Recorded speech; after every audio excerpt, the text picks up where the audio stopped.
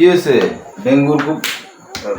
Dengue নাকি বাইরে গেছে সারা দেশে, তুমি কি ডেঙ্গুর এটা দিচ্ছ রেগুলার? হ্যাঁ, ডেঙ্গুর এটা না দিলে হবে, প্রচুর ডেঙ্গু হয়েছে জানো, খুব ডেঙ্গু বাড়ছে জায়গা। তুমি যে বললা হ্যাঁ বাজারে নাকি ইলিশের দাম কমে গেছে একেবারে, 400 টাকা কেজি।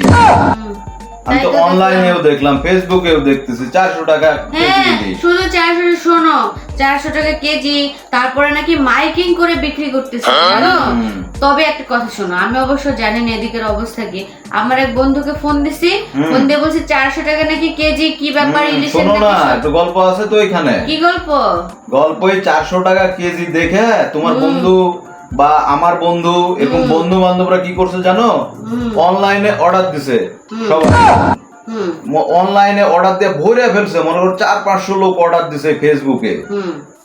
পরে ওই নাম্বার গায়েব করে ওই লোকই গায়েব অনলাইন থেকে। তাইলে বুঝো, আবার বাজারে দেয় যে কিসের 400 টাকা, তুমি বললা 400 টাকা কেজি, অনলাইনে দেখলাম বাজারে গিয়ে না না, পরে আমি শুনছি 1000 টাকা 800 টাকা কেজি। 1000 টাকা না, 1700 টাকা কেজি। আমি পরে শুনছি জানো, আমার এক বন্ধু, ওকে আমি ফোন দিছিলাম, তখন ও বলছে যে কিসের ওগুলা ঝাটকা, আর হচ্ছে ভালো ইলিশ হচ্ছে 1100, 1700 টাকা, 1800 টাকা এরকম কেজি। আচ্ছা আচ্ছা, তাহলে 1000 টাকা কেজি ওটা ইলিশের মতো আর একটা মাছ আছে, ওই মাছটা ইলিশ বলে বিক্রি করে। এগুলো তো সব প্রোপাগান্ডা, বুঝতেছো না? শোনো না, যাই হোক, এখন আমার তো হচ্ছে ইলিশের তো এই ভাবিরা, তারপর আমার বান্ধবীরা, এরা তো বড় বড় ইলিশের ছবি পোস্ট করতেছে যে ইলিশ কিনে আনলাম, হ্যাঁ কিনে আনলাম, তারপর হচ্ছে রান্না করলাম, তারপরে অমুক ইলিশ, কি বলে সর্ষে ইলিশ, এই ইলিশ সেই ইলিশ, খুব খাইতে ইচ্ছা করতেছে। এখন কি করি বলো তো? কি আর করবা, এখন তো ইলিশ মাসের শেষ, এখন তো ইলিশ কি কেনাও যাবে না, এত টাকা। ইলিশের দাম কমুক তারপর কিনবো না। আমি একটা বুদ্ধি বাইর করছি। কি বুদ্ধি?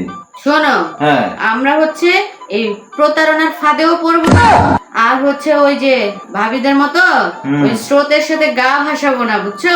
যে একজন ছবি পোস্ট করছে আমাকেও করতে হবে কিনে, আমি কিনে পোস্ট করব না, আমি না কিনে পোস্ট করব। কেমনে পোস্ট করবা না?